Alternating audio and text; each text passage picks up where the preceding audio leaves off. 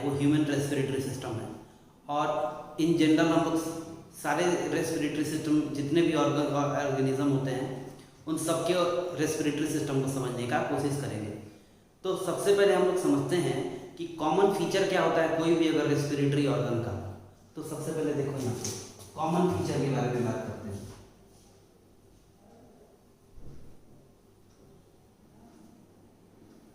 Common feature, तो कोई भी अगर ऑर्गेनिज्म है और मल्टी सेलुलर है तो उसको ऑक्सीजन चाहिए, और ये ऑक्सीजन का रिक्वायरमेंट बहुत ज़्यादा होना चाहिए, क्योंकि मल्टी सेलुलर ऑर्गेनिज्म में सारे सेल को पहुंचना चाहिए ऑक्सीजन, जिसके लिए वो ऑक्सीजन का सप्लाई इनफ होना चाहिए। तो पहला तो यही है कि उसके पास इनफ सरफेस एरिया होना चाहिए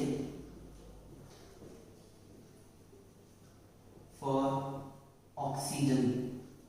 तो पहला तो यही है कि उसके पास इतना सरफेस एरिया होना चाहिए कि ऑक्सीजन का सप्लाई इनफ हो सके, उतना मिल सके। दूसरा चीज ये है कि थिन एंड डेलिकेट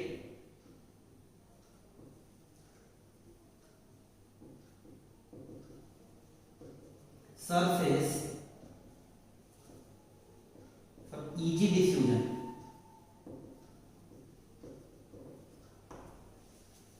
जब रेस्पिरेटरी सिस्टम से ब्लड में ऑक्सीजन जाएगा तो एक सरफेस ऐसा होना चाहिए, डेलिकेट होना चाहिए, नाजुक और पतला होना चाहिए, ताकि ऑक्सीजन एक साइड से दूसरे साइड जा सके। तीसरा चीज ये है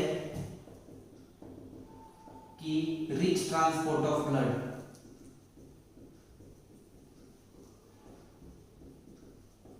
ब्लड का ट्रांसपोर्ट अच्छे मात्रा में होना चाहिए। अब हम लोग देखते हैं, अभी तो तुम लोग को हम एक और वीडियो बनाएंगे जिसमें अमीबा के बारे में और फिश के बारे में बताएंगे। आज ये वाला हम ले लिए टॉपिक, और हो सकता है कि कल या हो सकता है आज ही देखते हैं, तो कोशिश करते हैं आज ही अमीबा और फिश वगैरह के बारे में भी बताने का कि उसमें रेस्पिरेशन कैसे होता है। तो यहाँ पे आपको दिख रहा है ह्यूमन रेस्पिरेटरी सिस्टम, फिगर मैंने पहले से ही बना दिया है। तो ये अभी हम कुछ डायग्राम को पहले इलैबोरेट करते हैं, फिर प्रोसेस को वन बाय वन हम समझाएंगे। तो यहाँ आपको टॉप मोस्ट पे आपको दिख रहे होंगे नॉस्ट्रिल्स, ये दो आगे हम लोग के जो आपको दिख रहे हैं छेद, इनको नॉस्ट्रिल बोलते हैं। नॉस्ट्रिल के जैसे ही अंदर जाओगे इधर देखोगे तो इसमें हेयर्स होते हैं और म्यूकस भरा होता है। दो है रीजन इसका।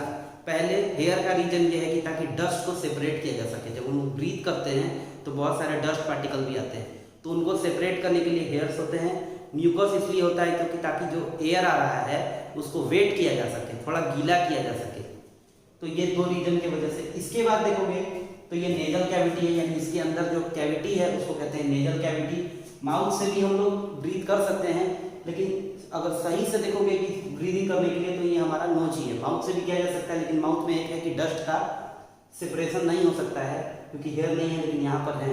तो अगर देखोगे सही तो यही है, यहाँ से एयर जो है इनसाइड जाएगा। अब एयर जो है वो इसका डस्ट सेपरेट हो जाता है, मोस्ट ऑफ द डस्ट, और अब वेट हो गया है, गीला हो गया है, क्योंकि यहाँ पर म्यूकस होता है, थिक लिक्विड कह सकते हो, जो सर्दी वगैरह में हमारे नाक से निकलता है, वही म्यूकस होता है।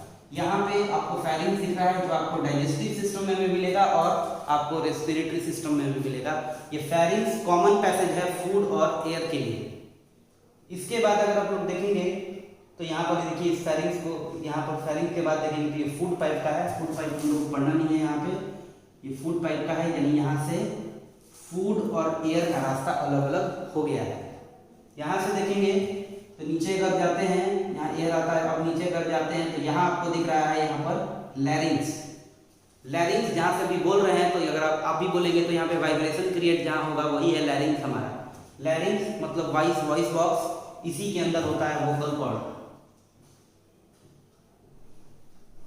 जो वाइब्रेशन प्रोड्यूस करता है। यहाँ पर एक और सब्सटेंस होता है, एक और ऑर्गन होता है एक्चुअली में, जिसको बोलते हैं हम लोग एपिग्लोटिस। ये जस्ट लाइक कह सकते हो लीड होता है किसी भी चीज का ढक्कन के जैसा। ये फूड को इस रास्ते यानी विंड में आने के लिए, विंड पाइप में आने से रोकता है। यानी अगर कुछ आ जाएगा तो इसको प्रिवेंट करेगा। इसको बोलते हैं एपिग्लोटिस, ढक्कन के जैसा होता है, लीड के जैसा, लीड की तरह, एलआईडी लीड। इसके बाद यहाँ पर आपको देखोगे तो ये आपको ये इसको बोलते हैं हम लोग ट्रेकिया, जो कि है विंड पाइप। इसकी खासियत है कि बोन का नहीं होके कार्टिलेज का होता है।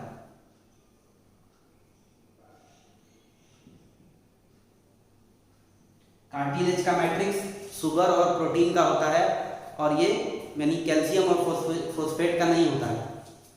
हमारे नाक के आगे जो ये आपको दिख रहा है ये भी कार्टिलेज है, ये कान हमारा कार्टिलेज है। तो कार्टिलेज का होता है। इससे खासियत क्या होता है कि चोक नहीं होता है। कभी बोन होता है तो चोक हो सकता था, ये चोक नहीं करेगा। एयर का सप्लाई हमेशा सफिशिएंट मिलता रहेगा। इसके बाद यहाँ से 2 डिवीजन होता है, यानी विंड पाइप का 2 डिवीजन होता है। 2 डिवीजन इसलिए क्योंकि हमारे पास लंग्स भी कितने हैं, तो 2 हैं। एक है right lung, sorry left lung, और एक है राइट लंग। लेफ्ट लंग और राइट लंग में आप देखेंगे तो ये ब्रोंकाई जो है, ये आपको 2 डिवीजन जो है जिसको ब्रोंकाई कहते हैं, प्लूरल 2 है तो इसलिए ब्रोंकाई, ऐसे सिंगल को बोलते हैं हम लोग ब्रोंकस बोलते हैं।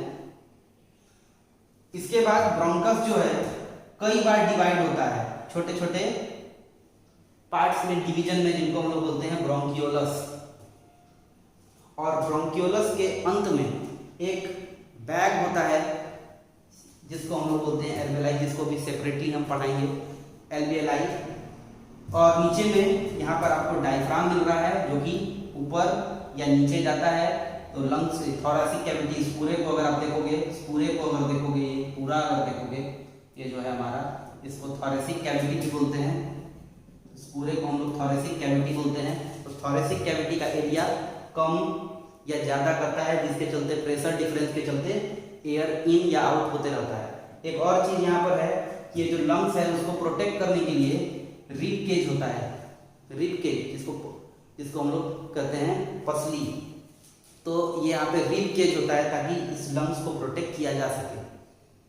अब जरा इसमें समझो, तो जैसे ही वेट एयर का भी बात हो रहा था कि वेट एयर क्यों आता है, तो जैसे भी जितने भी ये रेस्पिरेटरी सिस्टम के पाइप्स हैं, जिनको पाइप्स हम कह सकते हैं, इनकी खासियत होती है। इनकी खासियत क्या है, ये सिलिएटेड होते हैं। आपने पढ़ा होगा सिलिएटेड कोलुमिनार टिश्यू। तो ये सब सिलिएटेड होते हैं, यानी इसमें छोटे छोटे हेयर लाइक स्ट्रक्चर होते हैं। क्यों होते हैं? ताकि ये प्रोपेल करते हैं मूवमेंट को। ये कोई भी सब्सटेंस है, अब एयर तो म्यूकस के अंदर है, तो ये ब्रशिंग करते हैं ताकि ये आगे की ओर बढ़ सके। यानी ये मूवमेंट में हेल्प करते हैं। ये छोटे छोटे हेयर्स लाइक स्ट्रक्चर है हमारी पूरी रेस्पिरेटरी सिस्टम में, थ्रू आउट ये होता है। और ये बनता किससे, तो सिलिएटेड एपिथेलियल टिश्यू से बनता है। टिश्यू से बनता है, सिलिएटेड एपिथेलियल टिश्यू से बनता है ये। तो ये हमारा ह्यूमन रेस्पिरेटरी सिस्टम है। अभी आपको हम बताएंगे इसमें कि कैसे ट्रांसफर, ये अभी जैसे ये एक चीज समझ लो पहले ये, उसके बाद हम लोग पहले समझेंगे ये और उसके बाद समझेंगे ये। तो सबसे पहले समझो कि लंग्स में क्या इतना एरिया है, enough surface area for oxygen. तो ये जो आपको लास्ट में दिख रहा है ये 1-2 नहीं है, ये लाखों होता है। और ये एल्वेलाई जो है सैक लाइक स्ट्रक्चर होता है, लास्ट में सैक लाइक स्ट्रक्चर होता है। अगर इन सबको अगर ओपन कर दिया जाए, इतना एरिया है, समझ लो कि इतना एरिया है कि अगर सबको ओपन करके 1 बाई 1 अगर अलाइन कर दिया जाए एक साइड, तो एक पूरे टेनिस कोर्ट को भर सकता है। टेनिस कोर्ट काफ़ी मतलब बड़ा होता है, तो एक टेनिस कोर्ट को भर सकता है। यानी हमारे लंग्स के अंदर इतना सरफेस एरिया है जितना एक पूरे टेनिस कोर्ट का एरिया है। तो पहले तो ये समझ लो कि हमारे जो रेस्पिरेटरी सिस्टम में बहुत ज़्यादा एरिया होता है, क्योंकि मल्टी सेलुलर ऑर्गेनिज्म है, तो इतना हमको ऑक्सीजन चाहिए। दूसरा, थिन एंड डेलिकेट। अब जैसे जहाँ पे एल्वेलाई खत्म होता है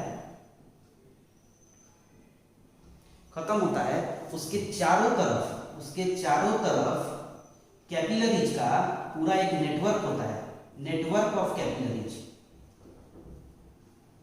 कैपिलरीज क्या होता है, तो कह सकते हो छोटे ब्लड वेजल्स होते हैं, छोटे छोटे ब्लड वेजल्स होते हैं जिनके बारे में हम लोग अभी बाद में पढ़ेंगे। तो ये कैपिलरीज ऑफ नेटवर्क होते हैं, नेटवर्क ऑफ कैपिलरीज होते हैं जहाँ ऑक्सीजन मान लो अगर यहाँ पे आए तो ये ब्लड में मिक्स हो जाएगा, और अगर यहाँ CO2 जो एक जेल आउट होगा वो जो है ब्लड वेजल से एल्वेलाई में आ जाएगा। तो यहाँ पे इससे दो बात पता चलता है कि पहला कि ये जो एल्वेलाई का जो यहाँ पे जो उसका सरफेस है वो थिन एंड डेलिकेट है, इतना पतला है कि एटम्स जो हैं एक साइड से दूसरे साइड जा सकते हैं। और दूसरा चीज है कि ये पूरा सप्लाई इसके चारों तरफ किसका है, तो ब्लड वेजल्स का है। अब इसके आगे हम लोग पढ़ेंगे गिल्स जो फिश का होता है वो कैसे काम करता है, और अमीबा में कैसे रेस्पिरेशन होता है, क्योंकि वो सिंगल सेलुलर ऑर्गेनिज्म है।